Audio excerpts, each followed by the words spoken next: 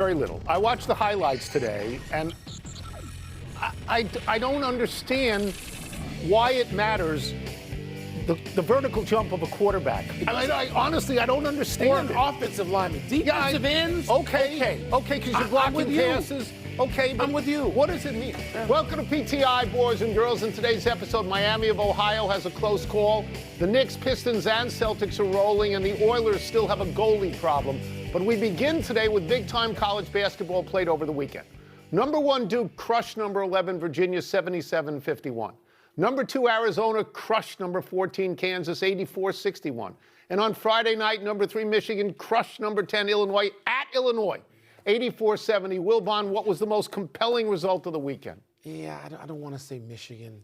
I don't want to say Michigan. You have to. I have to say Michigan. I understand. So going into that game, I was really excited about that game because I thought, okay, I know what Michigan is now because I just watched them against Duke play an even game.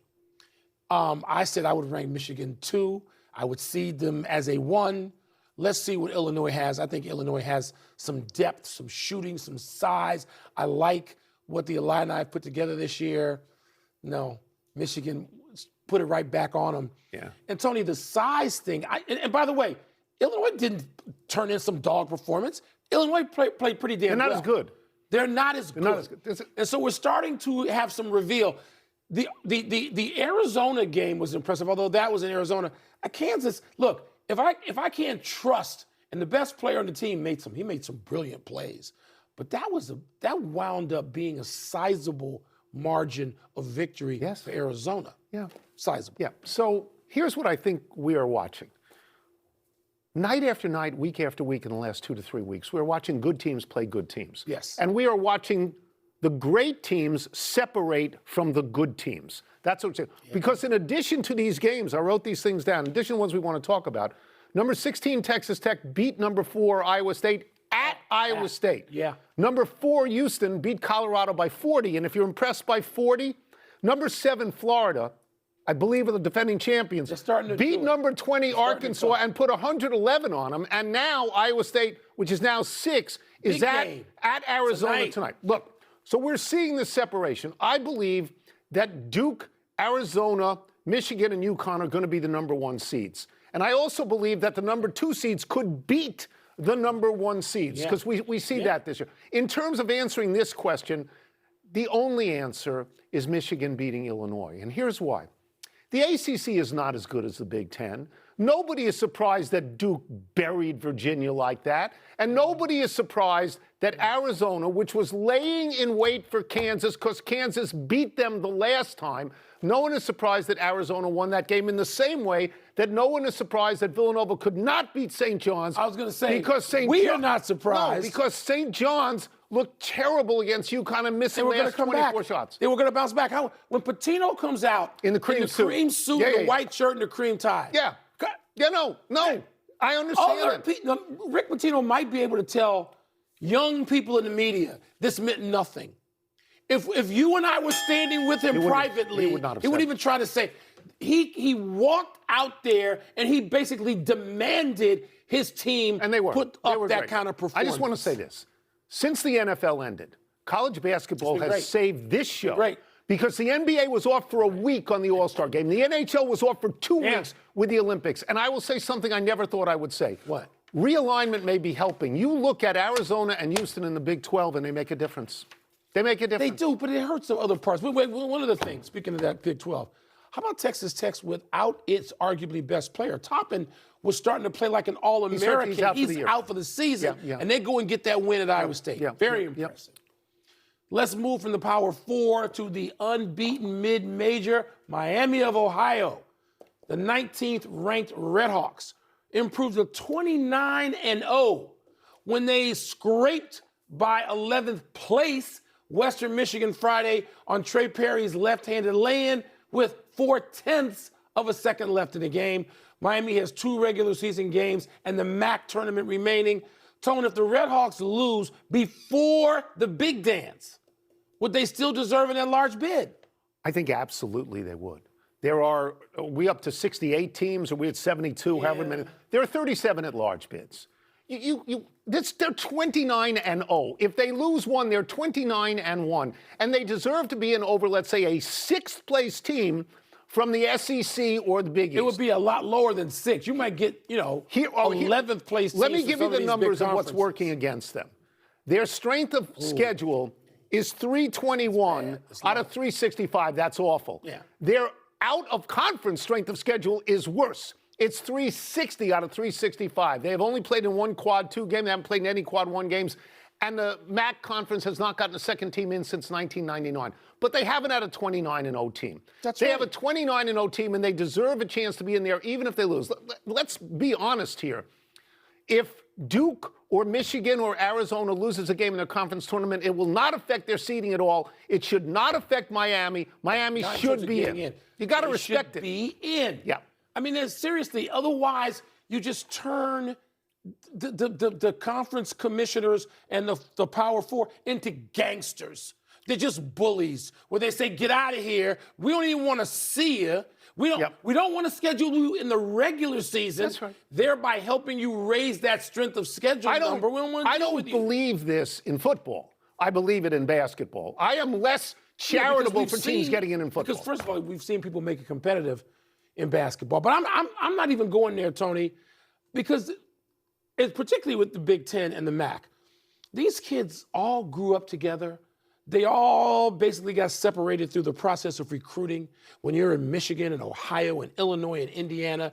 And now you're telling me you go undefeated against whatever schedule you're allowed to cobble together. Yeah. And that's not good enough because we need a 13th team from the Big Ten. So, come on now. So I had Joe Lunardi on the podcast today after you appeared on the podcast, Joey Brackets. And he said he felt that Miami would win their conference tournament and then be in an 8-9 game. The first game would be in an 8-9 game. Now, if they have any regular season games left and they lose that and in the tournament, that's different. But if they only lose one going in, then I am good with that. By the way, his sleepers? Who? St. Louis and St. Mary's. St. Mary's. The St. Mary's Gonzaga game was good. Let's move to the NBA and specifically the Eastern Conference, Wilbon, so you will not be able to talk about the Lakers beating the Warriors by 20 on Saturday. Thank you. In the East, the Knicks pounded San Antonio by 25 points after beating Milwaukee 2 days before. The Pistons beat Cleveland and Orlando after their not-so-good week last week, and the Celtics put 148 points on the Nets on Friday, then beat Philadelphia by 16 last night. Wilbon, which Eastern contender had the most impressive weekend? I think Cleveland did. I mean, the Nets cannot count toward any positive. They stink. No, they stink. They're the worst. How did you get to Cleveland? I didn't even mention Cleveland. Talk about being relegated. I didn't mention Cleveland. So wait a minute. I confused. So it's not Boston either. So Boston just ran up that score on Brooklyn, 148 points. I don't care if it's historic and it would involve Larry Bird. Right. You can't consider that. I get the Pistons is what I really meant. The Pistons. You confused Cleveland and Detroit. Okay. We do that all the time. My life. Yeah, that's right. Cleveland and Detroit. I'm going to say the Pistons.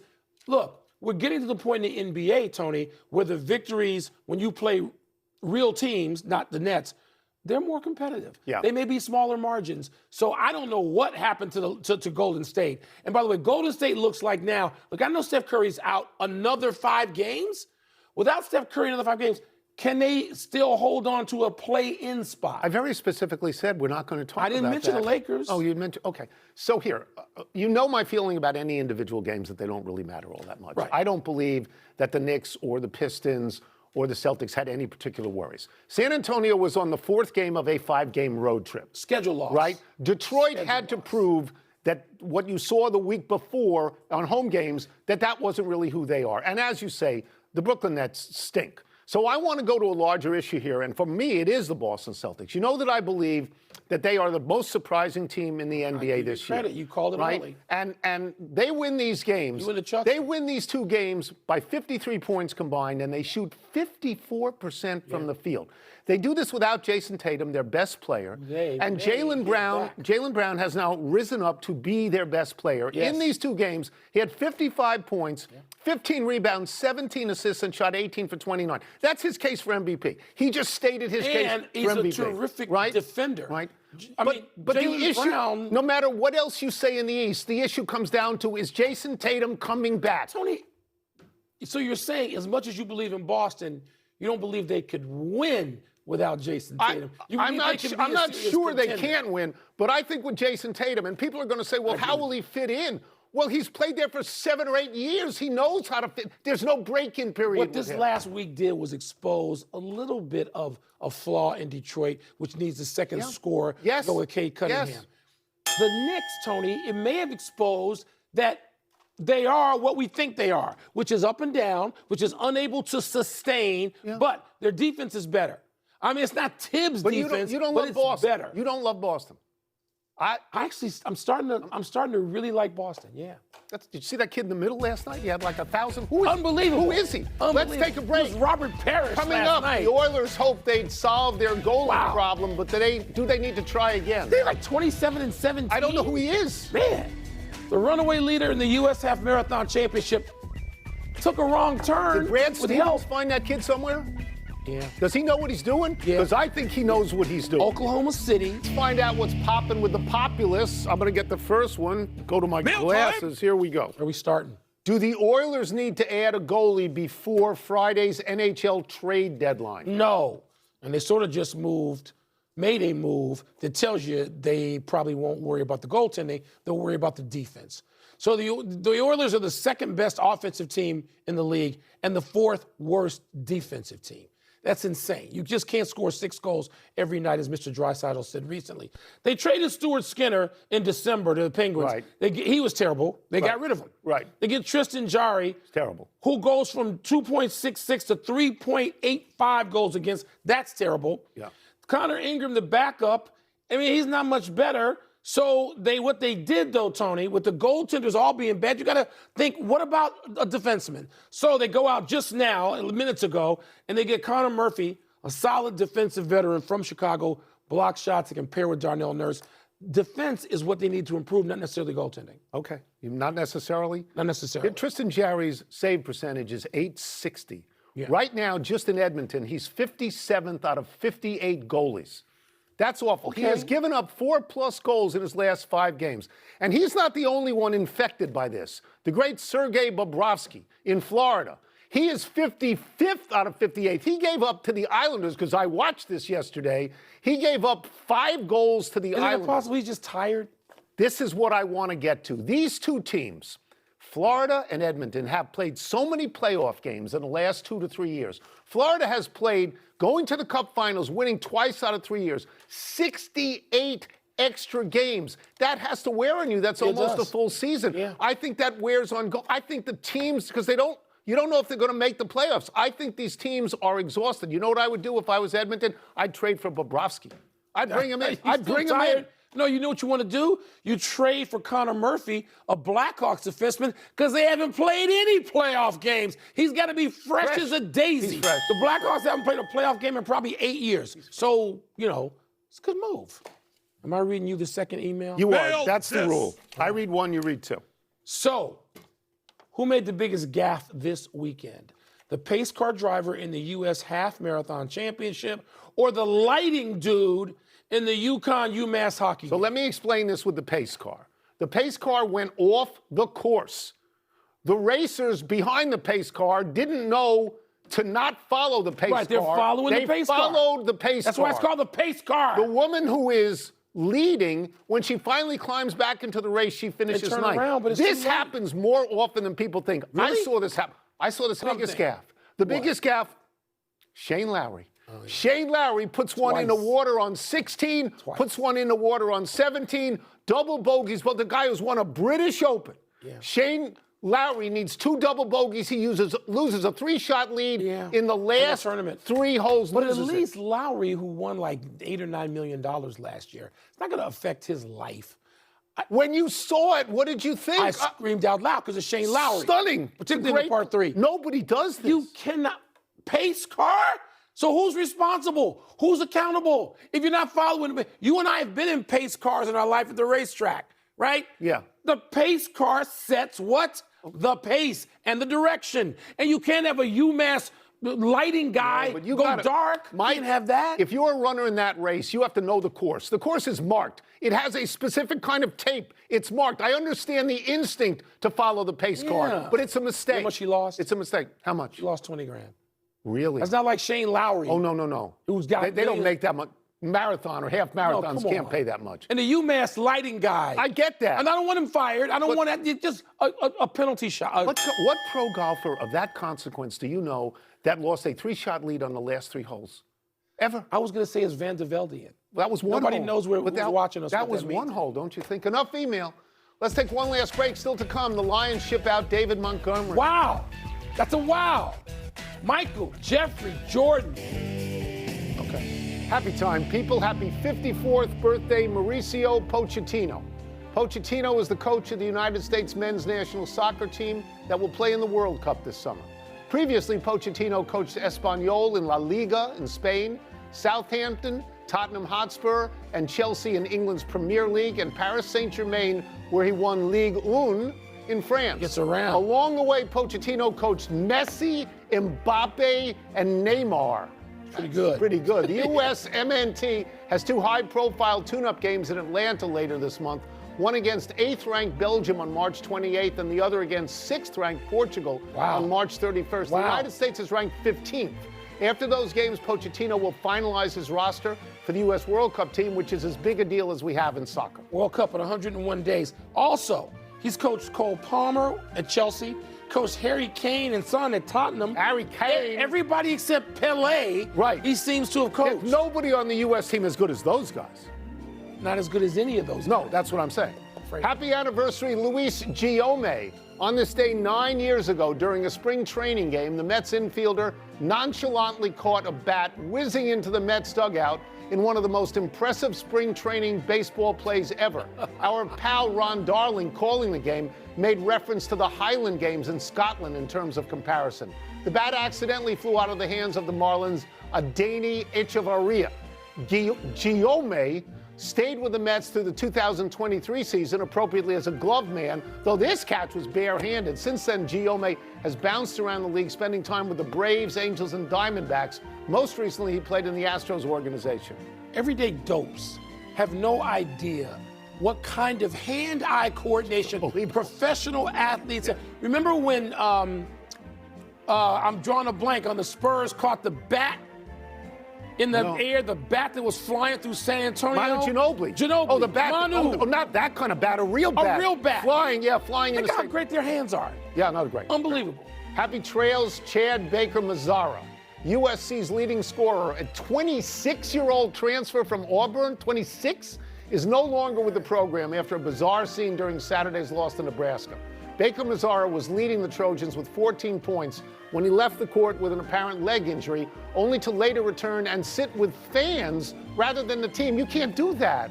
I have no idea what his relationship is with head coach Eric Musselman. And the LA Times reports there were an accumulation of issues. But you cannot go sit in the stands. Sort of seems like something Ron Artest either would do or did like 30 years ago.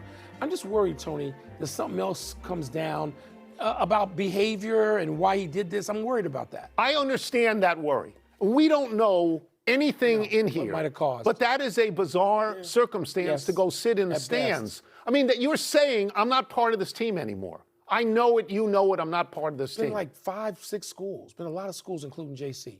Yeah. He's 26. People stay in college now until they're 40. The money's too good to leave. Let's go to the big finish. We got lots of time. The Lions are sending running back David Montgomery to the Texans for offensive lineman Juice Scruggs and 2 picks. Are you surprised? Wow. I mean, I don't think they want Jahmyr Gibbs by himself in that backfield. Montgomery is a tough guy. He's being traded for a 4th and a 7th. I was angry when the Bears got rid of him. Seems like he's going to Houston. Giannis is set to return to the court tonight. Trae Young, your boy, is expected to make the Wizards' debut Thursday. Your thoughts? My thoughts are that Milwaukee really isn't any good, and they're tanking.